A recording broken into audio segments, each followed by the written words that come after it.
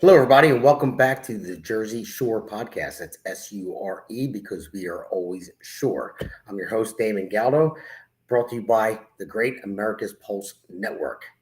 Um, First, we have some breaking news, and I always hate doing the sad breaking news. I'm sure most people know about it already, but we'll talk about it, and because it's going to involve a lot more that we're going to talk about on this podcast. But there were 6 counties in Texas that were with the flash flood, and it was just.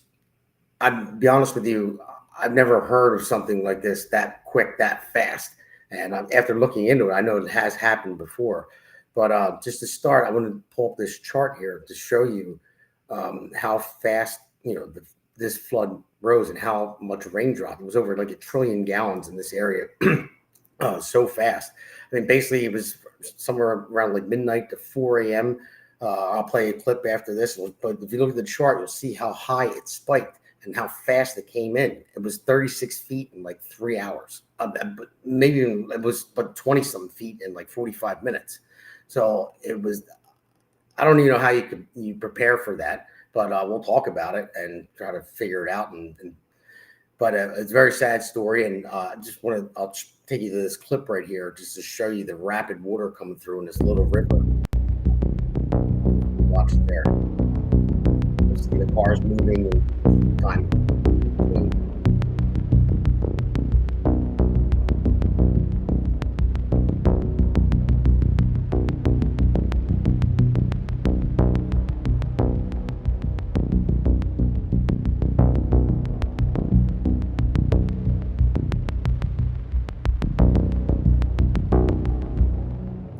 So you see how fast that river was moving. That river doesn't go that fast. There was so much rainwater it couldn't hold it. And you'll see where it starts to climb up the hill. And then just imagine, if you were sleeping in your bed and you get the flash flood warnings at that time, with so little time to get out when you're in those areas, it's almost impossible. So, our hearts go out and our prayers go out to the families of those people. And also, I want to thank people from Texas because I've seen it on the news. There were so many volunteers that went to help out and try to find people. I mean, it just shows that we really care about each other still, and they did the right thing. But it's still a tragedy. So with that, we'll talk about that a little bit later. So I'll just give you a quick monologue. I haven't been on the podcast in about 2 weeks or so. Radio show last week, but I went on vacation with my family. It was much needed.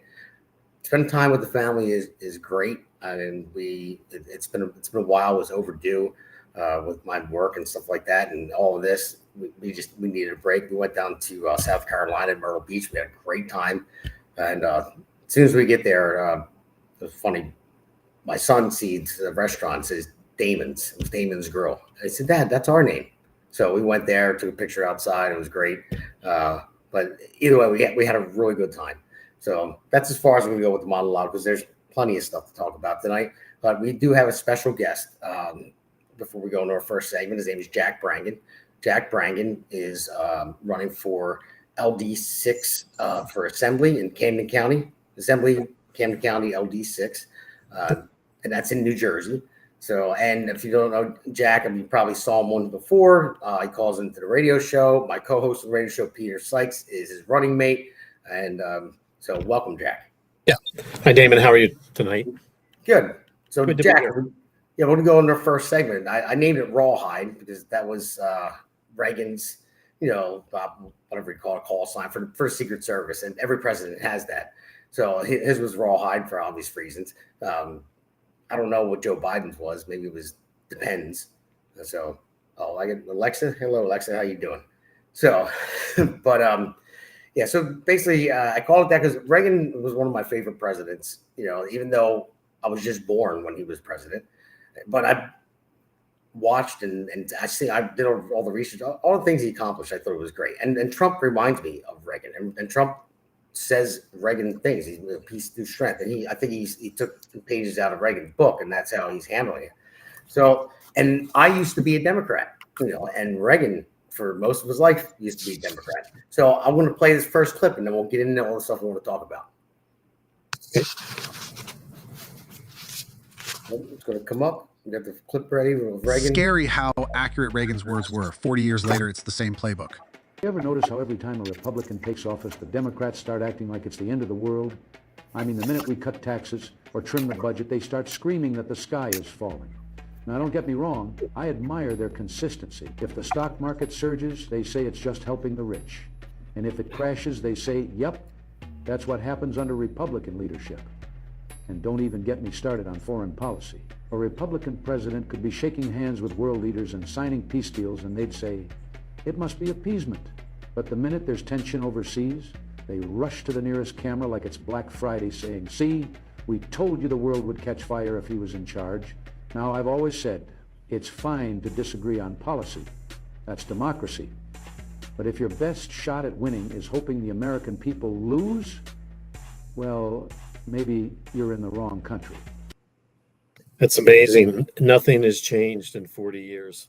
Nothing. It's still the same way. Now, Yeah. and I think Democrats will do whatever it is to stay in power. They'll ruin this country in any way, shape, or form. And the reason I say this, and I'll give you thoughts about it, just talking about that horrible, tragedy, that storm. What is the first thing they do? They're blaming Trump. They say Doge, took funding away, and they couldn't. The National Weather Service, and that's the reason why they couldn't get the alerts out. And nothing's further from the truth. It's a lie. It's a bold-faced lie, and you can look it up yourself. But when you watch mainstream media, they're going to keep on spinning it over and over and over again. And it's a. I saw it about 2 months ago. There was an anchor on CNN, and he said, "I'm not going to be able to give you the correct news because Doge cuts, and I won't be able to tell you what the right weather is, and people will die." And that's their whole theme. Every time something that people will die. Well, you know what? It was a natural disaster, so they started setting it up, saying this is going to happen, and they know there's going to be a natural disaster at some point, and they can just tie it to it. It's like, "See, I told you, people will die." And nothing further from the truth. They didn't lose any funding to where it hurt that. So, yeah. Now, this is a disaster beyond description. It's a nightmare multiple times over. When you think about these children, I mean, the youngest were babies. Yeah. And, something like this, there were so many circumstances, negative, tragic circumstances that fell into place, such as, it occurred between 1 a.m. and 4 a.m. in the morning. And of course, that's the time when these children are fast asleep, securely in their beds, never thinking in a million years, that anything is going to happen to them. Yeah. And you have parents now, today, literally trying to figure out how they're going to face the next hour, the next 24 hours without their daughters. And you have these Democrats that go right into the political gutter and wrenching the hearts out of these parents with this political garbage and finger pointing. And it's because they hate Trump so much that they don't care about anything, frankly. Yeah. And these parents are in a parent's hell for the rest of their lives now. And Chuck Schumer, instead of words of comfort, it's just the opposite. It's political. And these comments, right, they're political comments, but they cut like glass for these parents. This is not what they want to hear. It's just breathtaking how low these Democrats can go. It's just unbelievable in a moment like this. It's just terrible. No, it is, and it causes them to divide the country even more because you have mainstream media that will keep airing it over and over again. Most people will watch that if it's on your TV all the time and they're saying this, and it's going to make people think, "Oh, wow!" But not many people actually look into it, do the research. I mean, the amount of alerts that went out, it was over a dozen that started. They were all timestamps, right. And and they put that out there, and they said, "Well, this is what happened." If you look at, there was no funding cut. There was actually more meteorologists at that time in that station. They put those alerts out than usual. So it's not like there's like no way to prove that the Doge cuts made this happen because it's just not true. So but they'll keep going down that road. And I want to bring it into something a little bit different with the Democrats and Republicans. I think Republicans more so believe in God and all that, and Democrats, they might say that they do. But I saw something from Hakeem Jeffries. It was after the speaker. He gave his speech, and he grandstand. Hakeem Jeffries 7 hours on the floor. I guess that's the more they talk, they just take up people's time.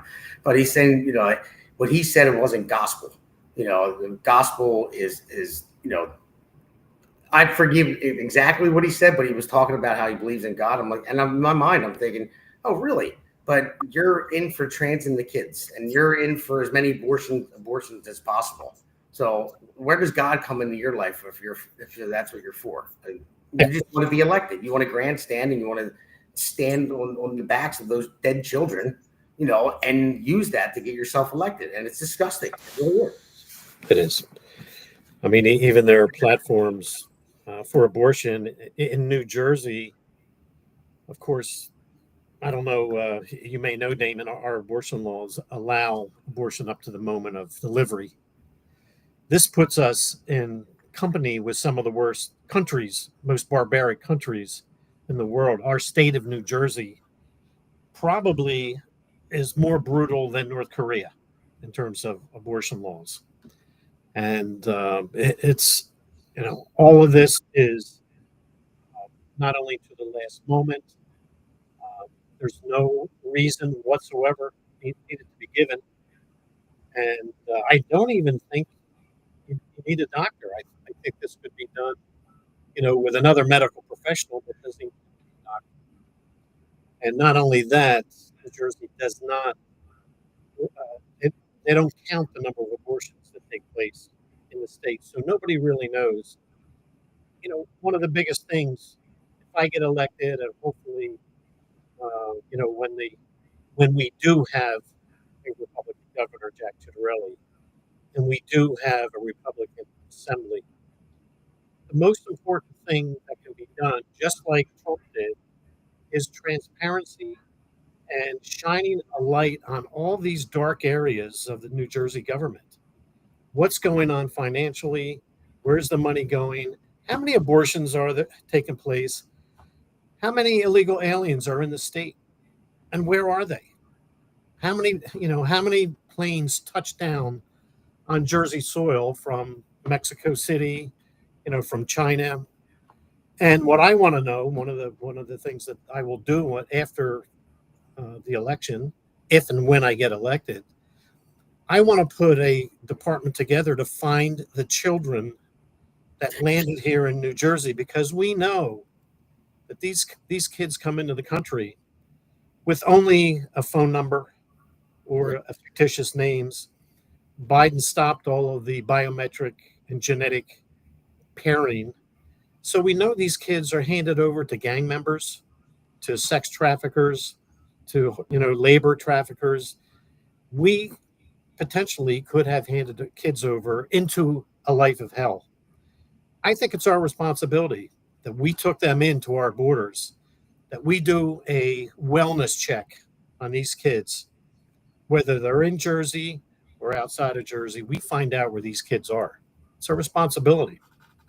No, you're absolutely right. And the thing is, again, it goes back to the Democrats. They wanted wide open borders and just for votes. And that's hands down. That's what it was. They wanted as many people to come here to vote for them and naturalize and make them citizens. They didn't care what happened to the families that lived here. They didn't care what happened to like Laken Riley and all that. But now you'll have these judges filing these injunctions to stop them from leaving. And the main thing is, and that you can't get around it. I mean, it's right in front of your face. They're trying to do it because they're waiting for a Democrat to get back in office.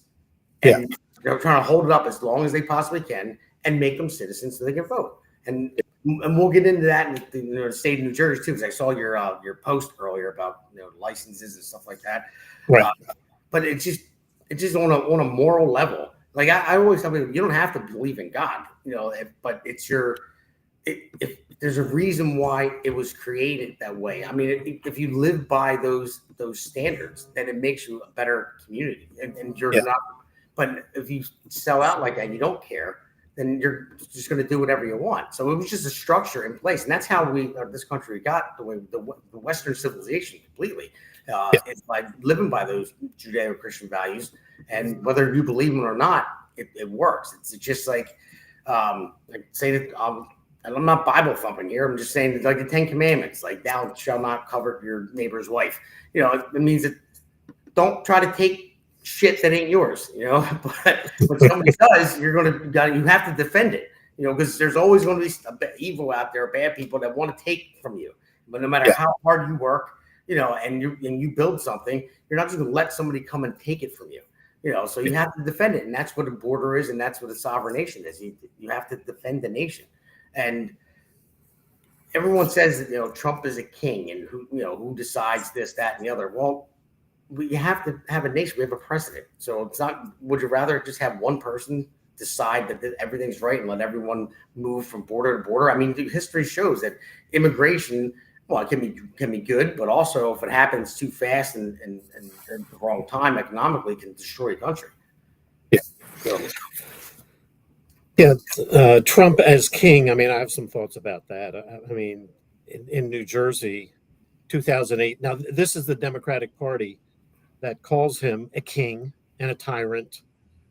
Yet, it was the Democratic Party that came up with the Immigrant Trust Directive in 2018 that made one of the most important directives in the history of the state, that made us a sanctuary state.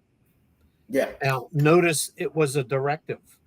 It was not a bill that went into the assembly for open debate or into the Senate for open debate or open to the public for public input. It was like a king, a directive that gets shoved down the throats of everybody in New Jersey. Mm-hmm. We are a sanctuary state, whether you like it or not, right? So they have they have nothing to stand on. It's the same thing with all of the gender curriculum, equity in education. These were administrative rules. These were never debated in the assembly. No discussion, no input. These are directive administrative rules, and they carry the same as the law. Yeah. So, and that's how they run the state. That's Yeah, you're right. And that's why we got to move on to our next segment in a few seconds. But I just want to say that's why I look at Trump and even love him, hate him. I know he says the things that he says and might piss people off, but he's a builder. Like he was a real estate developer and he built. Wouldn't you rather have someone that builds and tears stuff down? I mean, and that's what it is. You need that mentality. But you see people rioting in the streets in LA and everything. They just want to tear it down. It's a country that they say that they're leaving this country because they're seeking asylum in ours. But our country gives them the means to say the things they're saying, but they want to tear it down. And I mean, we can get into all kinds of stuff. I'll get into that in the next segment because I want to tell you a story about this guy that I met, who's a neighbor of mine. But let's go to our first break, play the first ad, and we'll get in the next segment. Welcome to America's Pulse Network. This is APN's very own White House correspondent, Alexandra Levine. This is so amazing and miraculous. We've never had a president in the history of our nation doing this. And we hope to God that he continues doing this forever and ever. Thank you. God bless you, everybody. And God bless President Trump. And God bless you. Hello, everyone. This is Alexandra Levine with the America's Pulse Network. I am the White House correspondent right here in the heart of D.C. as President Trump is celebrating 250 years of America and the military. Subscribe and follow America's Pulse Network on the above social medias. And that was APN's own Alexandra Levine. I stole that from Fox. Everybody knows that, the own Peter Doocy. But yeah, she's great. Going down there trying to get everything done. And you'll see her promos afterward for the show. She's on our network. But I want to get into the second segment, which is DNR. And it's do not resuscitate. And the reason why I'm thinking that is I went to my friend's house the other day. I live in Philly. I'm from Philly originally. And I just went to visit him. He has a new neighbor. And this guy came out. And he was just showing he worked for a living, and he had this diamond plate flooring that usually goes in elevators and stuff like that. But he was refinishing it. And he was trying to, I don't know if we didn't even get as far as to see if he worked for a business or he owned his own business. But when he came out and he was showing, he seemed like a very nice guy. We're having a conversation, and I asked him. I said, "Oh, we usually typically put that in the elevator." I told him I'm in construction, and as always, I want the network, and just say, "Hey, well, what's your business?" Number one, because maybe we could use you, when we're building the next building, and number two, always looking at the network, and I was going to say we could sponsor, if you're looking to grow a company, but we didn't even get that far because he just said. Why? I said, well, I have a podcast and stuff like that. And I said, I'm in construction as well. So always trying to help anybody in which way, any way I could. So it was a very easy opening conversation. And then soon as my buddy said to him, he goes, yeah, he does have a podcast because he ran for office. And he said, oh, is it a Republican or a Democrat? I said, well, Republican. And then boom, he was done at that moment. Didn't want to have a conversation whatsoever. He said, I can't believe it. You're a Trumper, this and that. I can't stand reply. And he just didn't. I said, well, let me just ask you a question. Like, what's the problem? I was just offering you something for whether it was you own the company or help out the company that you work for, and just say, hey, I'm in construction too. We build multi-million-dollar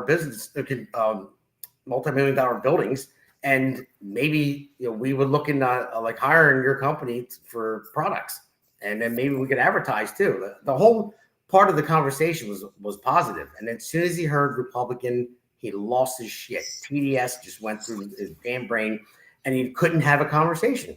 And I got him. I said, what's the problem?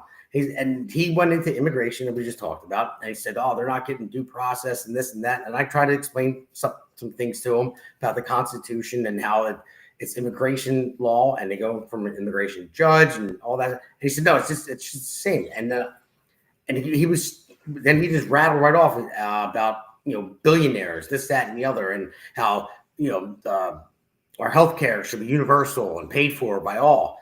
And I said, well, let me ask you something. I said, is healthcare a right? I don't see that in the Constitution. You're trying to quote the Constitution, but is that a right? No, it's not. And do you think it should be right? I said, yeah, it should be right. So well, let me just ask you a question. I wanted to have a real conversation with him. I said, let me just ask you a question. Why do you have to tell me that I owe you a service? That's basically what healthcare is. So, but if I can't, say if you smoke cigarettes, I would say, well, you can't smoke cigarettes, or you can't eat that right thing, or I'm not going to provide you with any healthcare because you shouldn't eat something bad or did something bad. And then you're going to come to me afterwards and demand my services for free when you could be the one that actually hurt yourself, eating wrong thing. Where does it stop? Where's the line end? How do you demand a service from somebody? And if you want healthcare, go to work for a company, and if they don't provide it, quit and find somewhere else. You can't get mad at a multi-millionaire or somebody that started a company and didn't put the work in, and they hire a bunch of people to grow a business and it's good for the economy, and say they should take their money and redistribute it socially. It doesn't work, Yeah.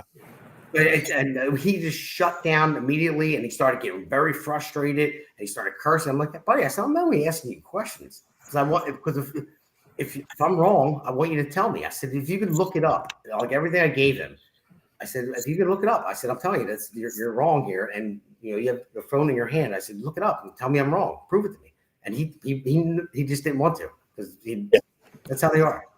Yeah, so not resuscitate at that point. So. That's very typical of many liberals. Once you get in a discussion, it becomes personal, and they begin backing off, getting angry, getting emotional when there's nothing to get emotional about. It's just a discussion. They got a problem. They don't have much to stand on. That's the issue. Yeah, you're right. Not at all. I looked at a couple comments that popped up, and of course it says empty, and it doesn't say who it's from, and they're new comments because they'll never show their face because they're afraid. Right. Just like they're all afraid to have a conversation, and it wasn't an argument. I asked a question. They tried to give me an answer, but couldn't give it to me. And that's the worst thing that you can have for a lefty that's out there is a follow-up question. Like you can ask one, and they'll rattle off an answer for you real quick because that's the answer that they over and over again that people are telling them. And then you follow up and say, okay, well, how does this work? And then they can't answer it. Right. Yeah, and frankly, there is Medicare, there is insurance out there, for the poorest people. It's not like people are going to starve to death or not have any coverage at all. It's just we don't want non-citizens on Medicare when it's the American taxpayer that funds it, and we don't want people that should be working, that can get a job on Medicare and just sitting around smoking marijuana every day and drinking beer, and that's. I don't think that's too much to ask, frankly. It's not. And I even try to say to them, if you want to work for it, go to work for it. And so what's your problem with illegals? I said, I don't have a problem with immigrants, but come here. You can't just tank a society. If you break the law, cross our borders, come here, get on our system. Yeah. And I go to work every day. You go to work, whatever it might be. And I'm trying to build something for my family, and I'm doing everything right. I go to work, pay my taxes, make sure we have health insurance, make sure everything is in place. And then I see it, just like you said, with a sanctuary state. And I try to explain it to him in New Jersey, we're a sanctuary state. We have 1 million illegal immigrants. And I said, and he was complaining about healthcare. I said, why do you think the prices are so high too? I said, there are different ways that you might be able to change it, maybe gouging here, but if you look at it, I said, I just had my son is 7 years old. When I had him, I forget what my daughter's cost was, but it was $44,000. I said, so if someone's illegal, that's not working, not paying tax, not paying the system, they go to a hospital, they're going to deliver their baby, and it's fine. I mean, no one should be turned away from that, but who's paying for it? Yeah. Well, I really believe the New Jersey taxpayer, they're at their breaking point, because there are hidden taxes. There is the increase in the electric bill that's going to happen because of the failure of the offshore wind project. During that project, we shut down power plants. We shut off access to natural gas, and we shut down coal, a couple coal plants. So we are now in a negative situation in terms of the state generating the amount of electricity that the state needs. We can't do it now.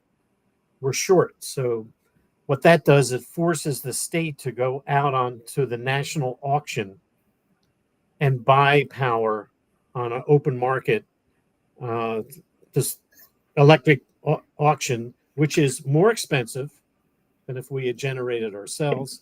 And plus, it's coming from coal plants anyhow.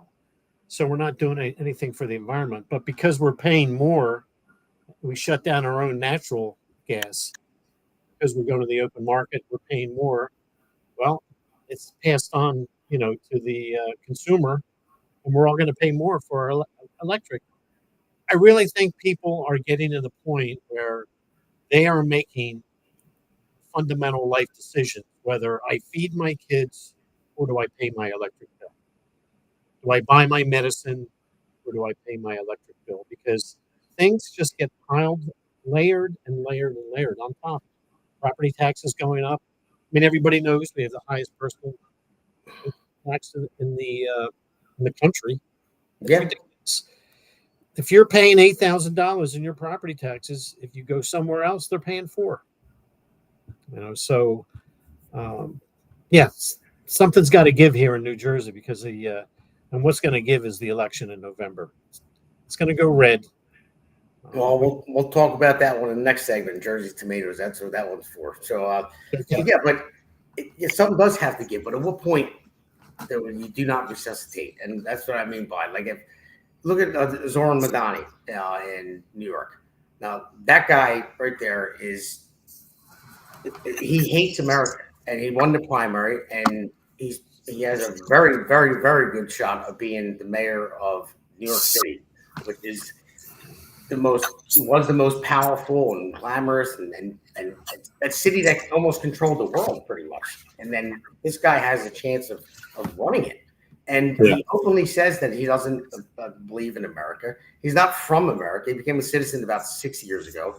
But yet his mother is in Hollywood and made a lot of money. His father is a professor at one of the colleges. I'm trying to remember off the top of my head, but whatever. But it was the same college that Donnie tried to get into, but he didn't, and he lied about his ethnicity because he knew if he said he was black and Asian, he would be able to have a better chance of getting in. So the same system that he hates, and wants to change it.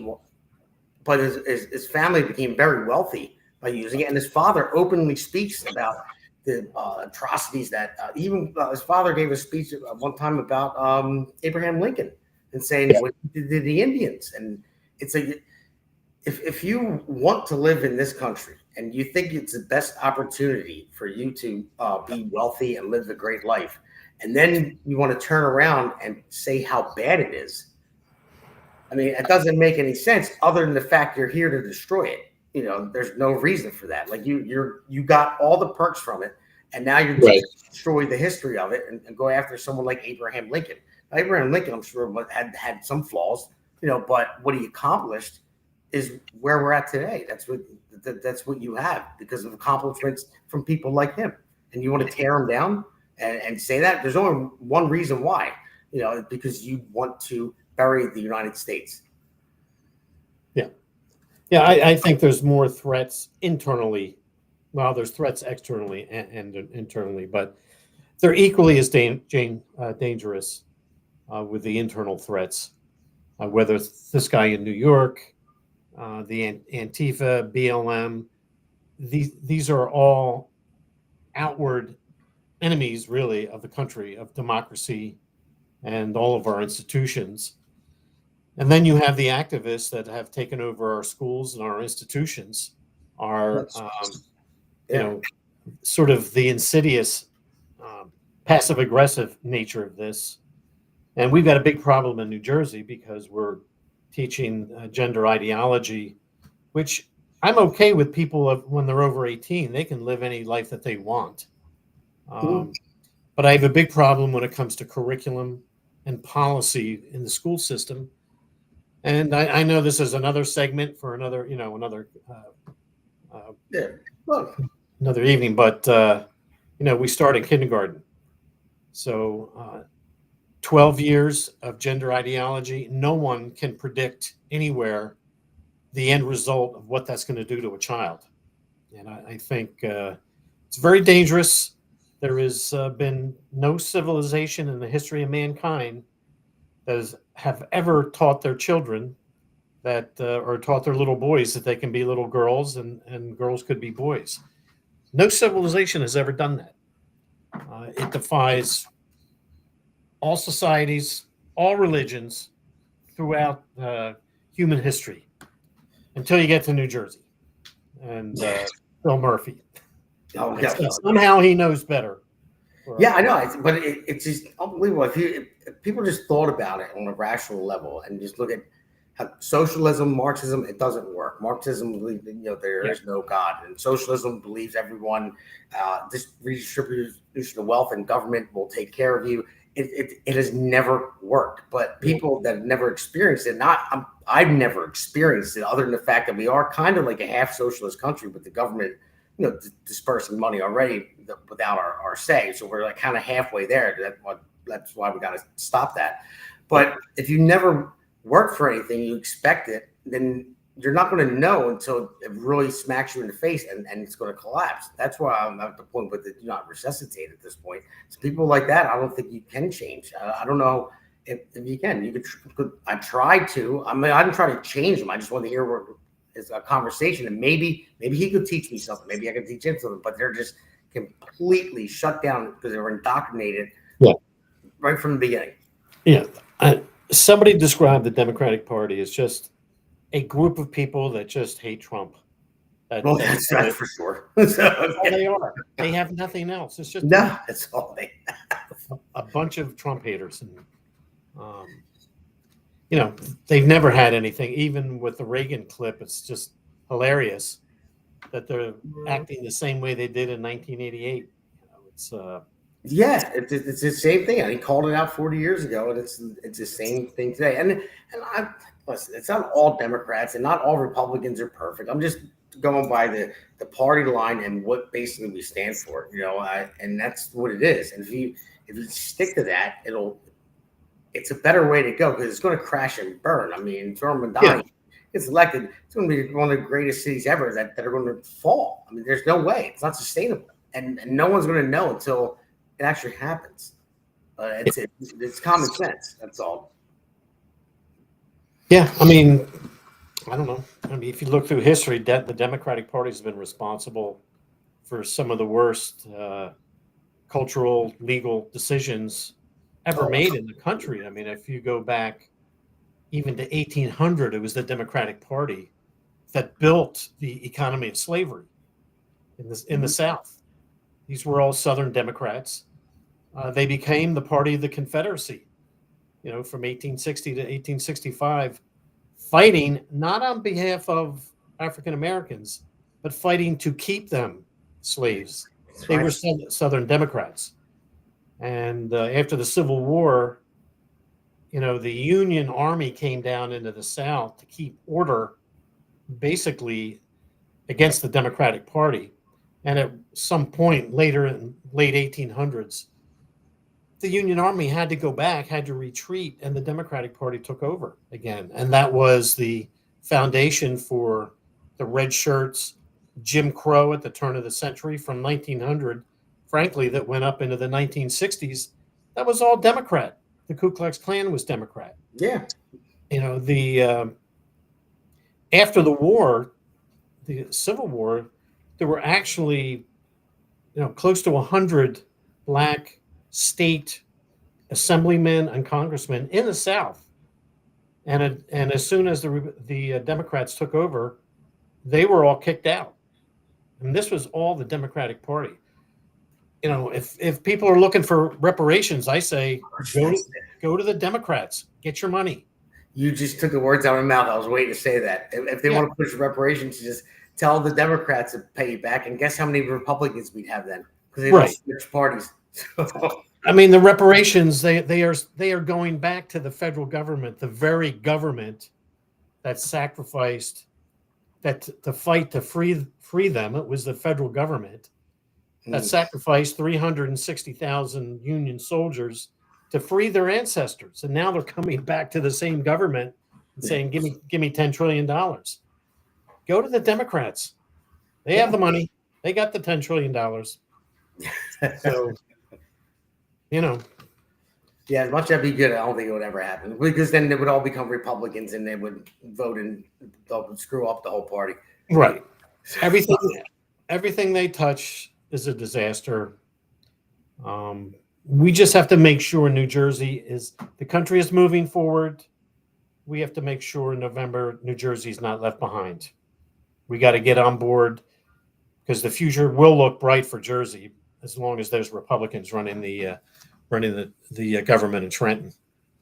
Yeah. So if Democrats again, it's going to be a dark day and another dark 4 years. Yeah.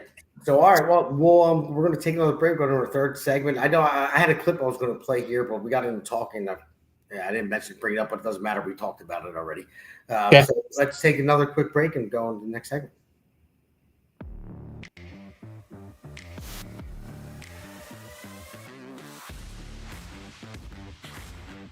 Alexandra Levine Live, hosted by Alexandra Levine. Jersey Shore Podcast, hosted by Damon Galdo. The Conservative Corner, hosted by Seth Eisenberg. Because the pulse of America beats for God and country, America's Pulse Network is for faith, family, freedom, and truth.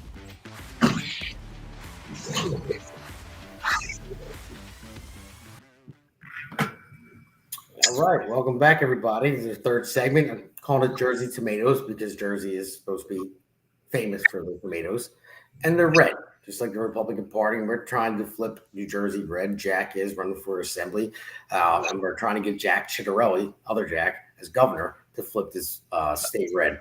So, Jack, let's hear it, man. How are you and Pete and Ciattarelli? How do we get the team together and make this all happen? Yeah, well, first of all, people can come to our website. This is LD6, which generally in New Jersey is the Cherry Hill area, the Haddonfield area, Voorhees area, Berlin, West Berlin. if you're familiar with South Jersey, all along the White Horse Pike. So that's Lindenwold, Somerdale. These are all, Maple Shade is another one, not on the Pike, but part of the district. So there's 20 towns. If you're in those towns and you want to see positive change in New Jersey for the assembly candidates, it would be myself and Peter Sykes. The opposition, the Democrats in our district, is Lou Greenwald and Melinda Kane. Now, Lou Greenwald has been in this position for 29 years. So this is a guy, if he was ever going to do something good, he has had his opportunity. And given the state of our state, he has not done anything good at all. So I think it's time for him to go. And just to give you, put it the right framework, when he started in the assembly 29 years ago, if we do this, define this in Philadelphia Phillies terms, when he started, Harry Callis and Richie Ashburn were still calling the Phillies games, right? Chris Wheeler was there. What else do we have here? It was the year that Braveheart came out with Mel Gibson. Let's see, Twister came out. These are old. The Rock had his first movie. Jerry Maguire, that was the year Jerry Maguire came out. Kurt Schilling was the pitcher for the Phillies. Jim Eisenreich was out in the outfield. Mickey Morandini was on the team. These are, they were great teams. I remember them. But this is ancient history. Yeah. So it's time to go. I would ask people, first of all, we need to get Jack as governor. I can't impress to all the Jersey people listening to this how important it is to get these Democrats out of power. They have been in power for 25 years. And so in Jersey government, you've got the Assembly, the Senate, and the governor's seat. For the past 25 years, they have had at least two of those areas, either, the Assembly of the Senate or the governorship in the Assembly. And in the past 8 years, they've had all three. They've had the trifecta. So they're responsible for everything that's going on in this state, including Lou Greenwald and including Melinda Kane. So they need to move on. Just as only a couple days ago, I think I just put a posting up the other day, the Democrats, since we're talking about the illegal immigrants and insurance, they want to put illegal immigrants in the state, which, as Damon mentioned, over 1 million illegal immigrants poured into New Jersey under Biden and Phil Murphy. They want to give them, put them on, give them health care here in the state of New Jersey at the expense of the taxpayers. This is just like California did. And of course, California is $20 billion in debt. So, of course, yeah. But nobody understands that. Nobody understands that. Like, the government doesn't have money, okay? They have your money. They tax you. So they're not a business. So it's like you can go, okay, I need money. No, you're taking it from other people. And other people need to realize that and say, whoa, wait a minute. Why? I don't want to pay for other people. I didn't sign up for that. I'm beholden to my children, and that's it, my family. I want to help out everybody else too, and get the right people elected, so we get things back together, move on the right track, so nobody can come and just take my money. And I'm going to bring something up because it kind of worries me in this gubernatorial race. And I'm going to bring up a little slide here real quick. It's going to show the percentages of Chitterelli and Cheryl, and I'll talk about where the article came from. I mean, right out of the gate, 56 and 35. I mean, she has the lead out of the gate. And I'll read you this article. This came from Rutgers. I'll just go over a couple. It says 51%, as of right now, say they would vote for Cheryl if the election was being held today, while only 31% say they will vote for Jack Chitterelli. And this is, but the numbers change because they say leaners and everything else. But just right there out of the gate. I mean, that's what the people are saying today. So how do we get people out there to motivate people to vote? I mean, I know how, you know how, but we're just going to keep talking about it. So hopefully we get to as many people as possible. Yeah. This article also says, it says Cheryl's base is more quickly considered around than Chiavarelli's 89%. So Democrats, 95% with leaners say they will vote for party's nominee versus 74% of Republicans. So 95% of Democrats say they're going to vote for the nominee. They already know that. But only 74% of Republicans are saying that they're going to vote for the nominee, that they're sure that they are. Now, that right there is a problem. I mean, everyone needs to understand primaries are there for a reason. So if you pick who you think, that would be better represent you personally, and that's it. And then once someone wins the primary, then it's your duty as a Republican to say, okay, well, this is the person that's going to lead us, and definitely don't want the Democrat in. So why don't Republicans stick together like that? The Democrats will. It doesn't matter if Mikey Sherrill, walked in their house and stepped on their puppy's neck. They'd still vote for it because they're a Democrat. But but Republicans, they infight, all that stuff. And why only so many? Like, everyone should be out there for Jack. I mean, 100%. There shouldn't be a reason not to. I mean, I can't be 100%. I mean, maybe 99% at least. But we don't come out to vote. We only had 20% that came out in November. 20% registered Republicans. That's insane. Yeah. Yeah, our numbers, I know our primary numbers were, I don't know, total votes for Republican Assembly candidates was maybe 17,000. And on the Democrat side, they were up to 40,000 total votes. Yeah. So that needs to be fixed. We really need independent, truly independent voters and Democrats that have come to their senses that will say, these Democrats have spent $8 billion on the offshore wind project, and there's not 1 megawatt of electricity being produced. Maybe we shouldn't continue with them. They've got to connect those dots. We don't have this money. Not all of it is New Jersey taxpayer, but look, like you were saying, Damon, it's our money, whether it's federal or Jersey taxes.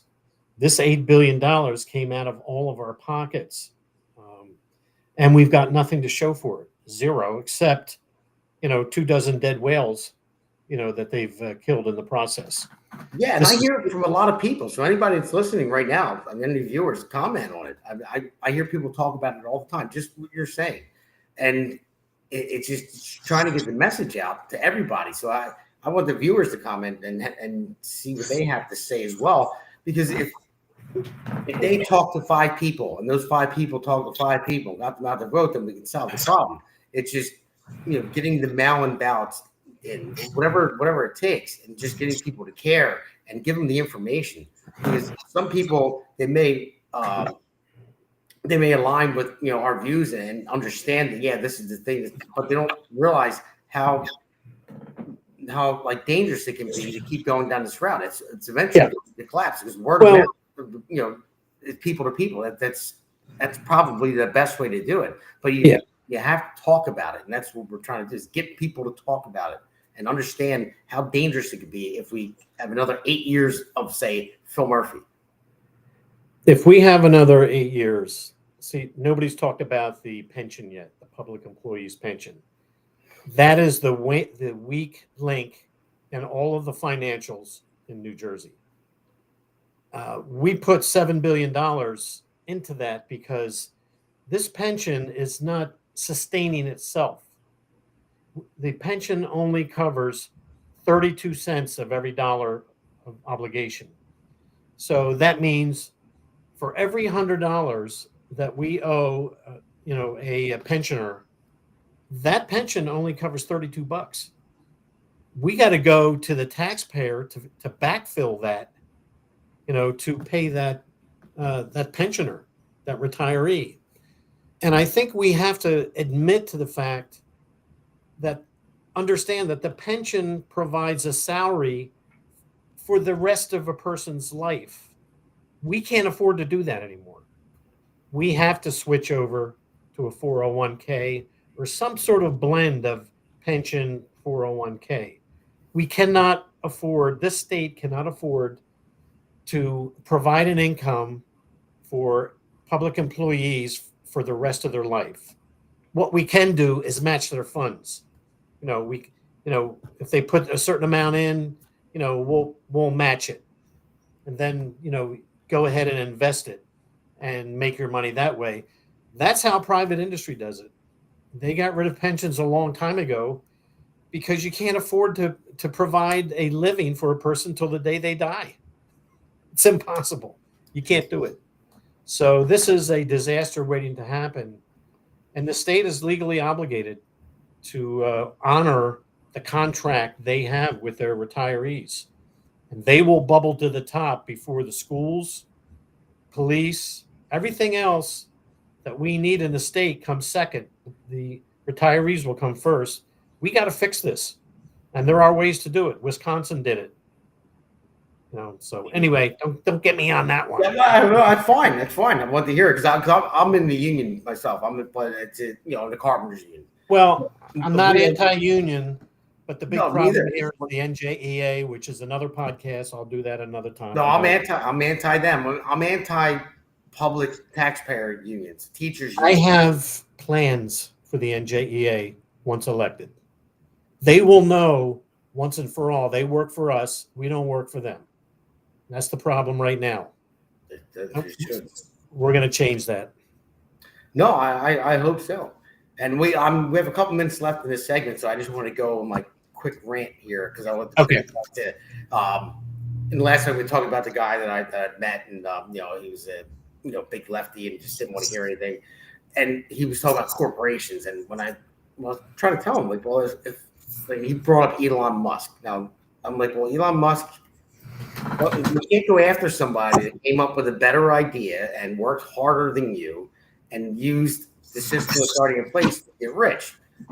And that's because he employs a ton of people. And if you don't want to work for him, don't work for him. But no one can just decide to say, hey, you made too much money, I want to come and take it. I mean, it's not, would you like me to, who decides? I said, at what point does somebody do that to you? And say, hey, you're making too much money, I want to come and take it. You got to pay for somebody else. I said, I don't think you're going to be, talking the same way they are now. And I said, if you want to change something about big corporations, and well, I didn't get to say it because the conversation was over, but I just, just for listeners, it's kind of funny, but it's my rant. So I've been on the phone with Comcast forever, and I had Xfinity, and when I had Xfinity Mobile, they charged me for an extra line for 2 years. It was never activated. And I didn't know because they sold me on the automatic payments that come out of my account and stuff like that. And yeah, there's some of it my fault. So I paid attention to it, but I trusted that this was the way it would happen. They're providing me with a service, a good service, and they're going to do this and that and the other. And we'll automatically deduct it from your account so you don't have to worry about it. Even though it's more that they don't have to worry about it, so they get their money every month automatically. So when I found out about it, I called. I said, hey, you've been charging me for an extra line for 2 years. And it wasn't a lot of money a month, but when you added it up over two, it was a little over 2 years. It was like $500. And so they said, okay, we're going to reimburse you. And we're going to send you. Okay, great. Thank you. You realized your mistake, and they didn't. But they didn't reimburse me. So I waited for the check. They said it was going to be 12 weeks. I call again. And when you call, you have to wait on hold. Forever to get on somebody, and you have to tell your story again forever. And this is my time trying to get my money back, and then no, call this office, call that. I must have wasted about 15 hours of my time total just trying to get this money back. When they keep saying, yes, you're right, we see the notes here, you're going to get it. So finally, they timed me out. They said we can only go back so far. It was $500. And then after they get so far, they said, we can't reimburse you for some of that. So now we can only give you $320. And I'm like, what do you mean? You didn't send it to me. How are you timing me out? And then it turned into $130. And then now it's zero. And I said, I'm like, what do you mean? I said, I didn't They said, "Oh, well, it's been too long," and it's only been too long because you never sent me the damn money. And I'm like, my time is valuable. I'm wasting my time, and I'm trying to argue with the guy, and without pissing them off because they don't want to hear a customer call and just start yelling at them because it's not their fault really. But and so I try to tell them, I'm not yelling at you. This is just the 15th time that I called, and I said I keep getting shoved this way, that way, that way. So then finally I canceled my service, at Xfinity completely. I said I'm never going back to them. So they sent me the final bill, and I called them. I said I'm not paying it. I'm like, you owe me more than what I owe you at this point. And they're like, that was mobile. I'm like, it's still Xfinity. I don't care. At what point is that right? But you wait on hold. So I know there's a Better Business Bureau and stuff like that out there that you can call, but they don't help with any of that stuff. So just think about that when you're running for assembly, to hold big companies accountable for everyone's time, to wait on hold. I hate when they give you the long answer, you can go online and you can do this and you can do, and if you, God forbid, somebody gets laid off and has to get in touch with unemployment, it's never going to happen. Yeah. Any government program too. So it's like anything to stop you from getting in touch with somebody to get what you deserve when they owe you, and they just put you on hold forever, and there's no way you can get back. And then they threaten, well, we're going to send your bill into collections. It's going to hurt your credit. I'm like, right. That's fair. I'm like, you owe me money. Well, I don't have the power to send my bill to you and put yours in collections. But yeah, I just wanted to get that rant out in that last piece there. So yeah, think about that when you're passing legislation, in assembly. Sounds like a Bill of Rights, customers' Bill of Rights issue. Yeah, it should be. I mean, I know there are places out there like Better Business Bureau and stuff like that are supposed to help out with it, but they don't. You can't even get a hold of them. There's nobody wants to do their job. And that's the thing. You just make people do their job. That's well, probably the first 10 people that you spoke to did not have the authority to give money. They probably had no financial authority whatsoever. No, they didn't, for sure. But then I asked to speak to the supervisor, and they put me on the supervisor, and they said, "Oh, we're going to take care of this. We're going to send you the money," and it just never came. And I called back, and then I had to go through the same process to get the same person that didn't have the authority to find a person with the authority, and then they transfer you to another department, and you're like, no, we can't help you. And they transfer you over to here, and it just and they're all in India or Costa Rica. Yes, exactly. I will bring that back here too to create more jobs as well, so you can actually speak to someone who lives in this country and speaks your language and doesn't read like a robot off of the screen, and that's all they do. They just keep repeating it. I'm like, I heard you already. You're reading the screen. Actually, that's a topic for another podcast. Yeah. Is reversing all the outsourcing that was done over the past 30 years. Yes. We really need to bring those jobs back home for a lot of different reasons. But part of it is to put our own technicians back to work. Because 30 years ago, it was our own people that ran all these systems. Perfectly capable, good technicians. And we shipped all the jobs over, offshore. And the risk now is that for some of our largest companies like Bank of America and so on and so forth, the knowledge to run those systems does not reside in this country. It resides in India. So if they wipe out India or do something in India, we're going to fall apart here in America because we don't have the right people to run the systems. Once the systems go down, it's 50-50 whether they're going to come back up. So another podcast. Yeah, another podcast. We got plenty of them coming, and we'll get into that. I got a little teaser for a podcast coming up soon. But so we'll end this segment, and we'll go into our. We're going to talk about. We'll see the ad for the Pulse, and we'll go into our loser and our Patriot. We'll start off with the Patriot Award first, and then go to the loser of the week award. America's Pulse Network. The mainstream media is bought and paid for. The truth is twisted to fit their agenda. But America is waking up because podcasts are the future for trusted media. Welcome to the America's Pulse Network. It is a network built by patriots that upholds the Constitution. The America's Pulse Network stands for God, truth, and the America First movement. There is no corporate propaganda, no government spin, just real news, real talk, and real voices fighting for faith, freedom, and the future of this great nation with common sense. Here are some of America's Pulse Network podcasts. Alexandra Levine Live, hosted by Alexandra Levine. Jersey Shore Podcast, hosted by Damon Galdo. The Conservative Corner, hosted by Seth Eisenberg. APN's The Pulse, hosted by Alexandra, Damon, and Seth.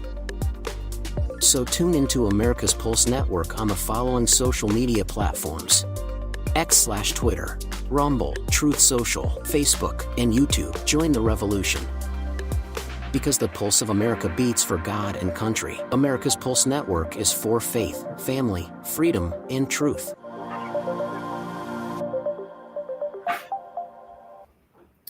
All right, so we'll go into our Patriot of the Week award, then loser after that, and then we'll start wrapping it up. So the Patriot of the Week, here we go. I'm going to let it play.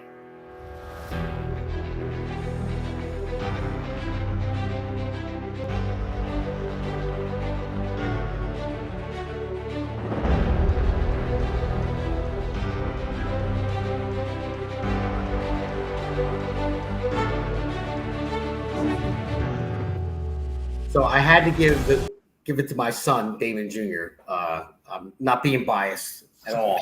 No, of course not. Well, no, he was born on the 4th of July. And of course, he knows the stuff that I talk about him, try to raise him right and be patriotic. But when I told him that he shared the same birthday as America, then he was like very excited and wanted to know about more of it. And he came on the radio show, 92.1 on Thursday, and he gave his little speech. He asked me to put something together for him, and he read it. It was cute. But so I had to give him the Patriot of the Week award. And my daughter, I'm going to have to probably give it to her next week or the week after, just to even out there. So anyway, but yeah, it was really cute. And I was proud of him because, he was so happy that he shared his birthday with America. That's great. July 4th. Yeah, the only thing is, it just took forever for me to explain to my daughter why he had fireworks on his birthday and she didn't. So every October, she would go buy fireworks and light them all for her birthday until she got all So from here, we're going to go to the Loser of the Week award, and this one's pretty funny.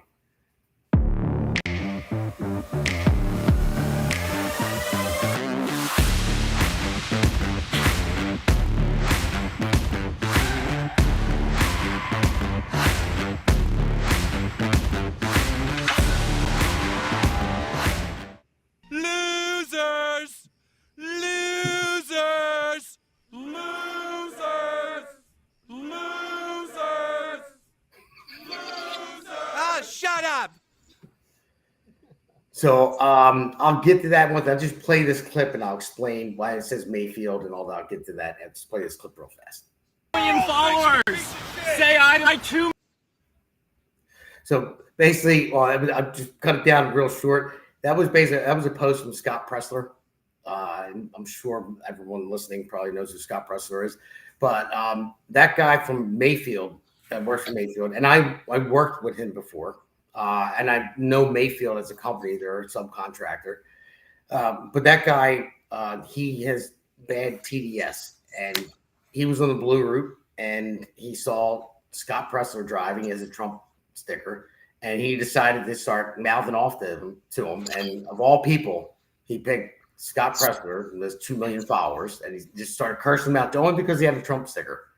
So it went viral. And I saw it, and that actually was a couple weeks ago, but I was on vacation, so I just now we're getting to it. So I reached out to a foreman that works for him who is a Trump guy, and the owner is a good guy too. And so I was like, hey, it went viral. He said, viral ain't the word. And so that's exactly what they said. So we had to shut our phone lines down. He said people were calling, and they were giving us bad reviews on Google and going. And they are a good company. It's just that guy has serious TDS. Not really a bad guy. I don't know him that well. I just know I met him, a couple times on the job site. I remember hearing him. He's just like a lefty that doesn't want to have the conversation and just hates Trump. And that's basically what he is. And that's what happened to him there. And I thought it was kind of funny. So he believes he's the loser of the week for sure because, everyone's talking about him on all the job sites from what I hear.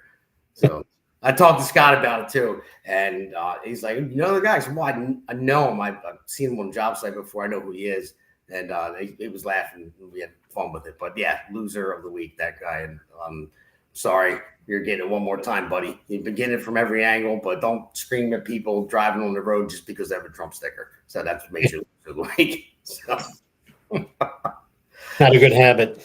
Yeah, no, not at all. Especially when you run into somebody that has as many followers as Scott, and then it's like I can imagine how he explained that to his boss, you know, to keep his job. So before we get, I was going to Seth's GoFundMe in a second, but I have something. I have a little teaser coming up here, so I have my wife come over, and we're going to just give you guys a little promo of upcoming shows that we're looking to do together. Slide in here, sweetheart. Okay. All right. Hello. You know, glamorous. Hello. Look, I was just listening to old school music upstairs, putting laundry away, and thinking to myself, when that song came out, I was actually having fun with my life. But and then little Damon came upstairs and just disregarded it and put, I don't know, whatever he's watching on.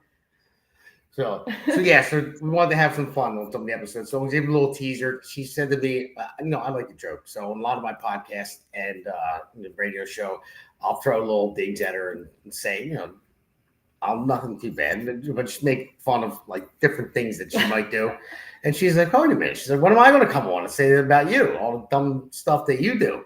I'm like, "All right, that's fine." I said, "But all right, we'll do a show like that." I mean, I don't know anything I do that's stupid. I mean, I don't know where she's going to come up with anything like that. What? So that leaves me speechless at this point. See, told you, has nothing.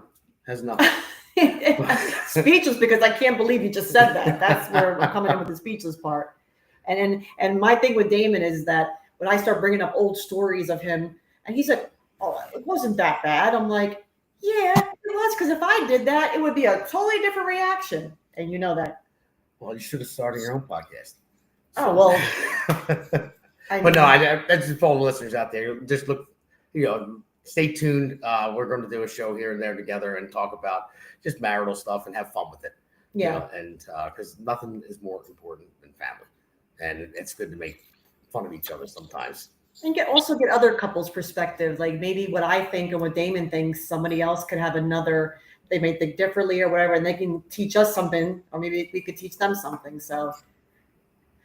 And that way it's live and it's recorded. So if she hits me, it's there. I have all the evidence. All right, sweetie. Thank you. All right.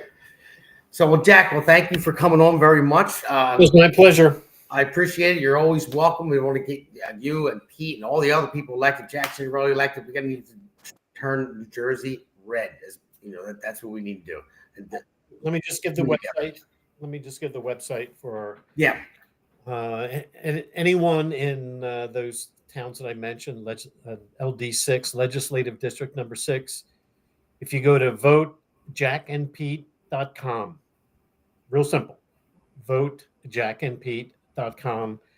There's some information, biographies for both of us, but we've got some information out there about our positions on some of the hot topics in New Jersey.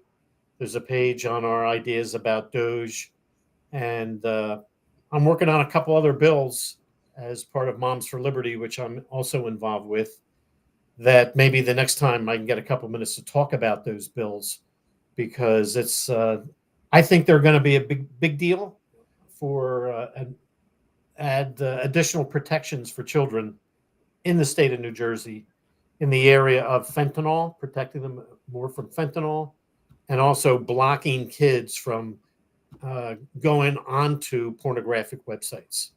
So we'll talk about that maybe on another podcast. Those bills are will be introduced into the assembly, and we're going to try to make them law. So, all right, Jack. Well, thank you for putting everything out there and trying to win this election and make things better in the state of New Jersey. And we'll do our best to get all the teams together to get the right people elected. So all right, everyone. Thank you. I want to go before we get off here. I want to go into the GoFundMe for Seth, one of our podcasters. His name is Jonah Eisenberg, but all the information is right there. And you're going to see this little ad for you'll see the little ad for his GoFundMe and his. My producer put it together. It's awesome, and it's like a pirate. We always make fun of him because he had a bad infection in his foot. He's been in and out of the hospital forever, and the bills are piling up. And so we started. A friend of his started a GoFundMe for him, and he doesn't like to ask people for money, and he probably still hates that we're doing it for him. But we care about him because he's a good guy. So that's why a little pirate meme thing, the peg leg, So, but he's okay with that. He's an adult, and he's a guy, so we can break each other's stones. But he does need the help. So if you can find in your heart, whether it's $1, $5, whatever it may be, or $20, $100. I know everyone's asking for money here, but we got to help each other out, the good people. So with that, well, let everyone go and tune in my radio show on Thursday, 92.1, and then it'll air again. But actually, my producer was nice enough to put all this stuff together. So just we're going to end it here, and you're going to see what he did. Thank you very much.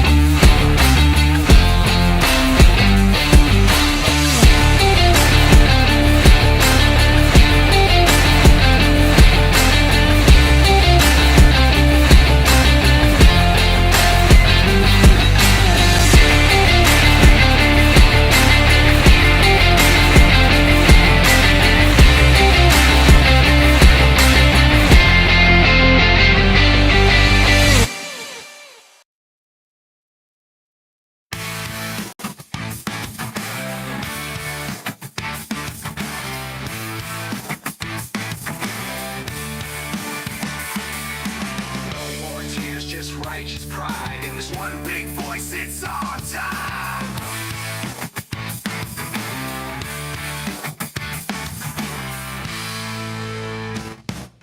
Generation fighters take the stand from shore to shore. We reclaim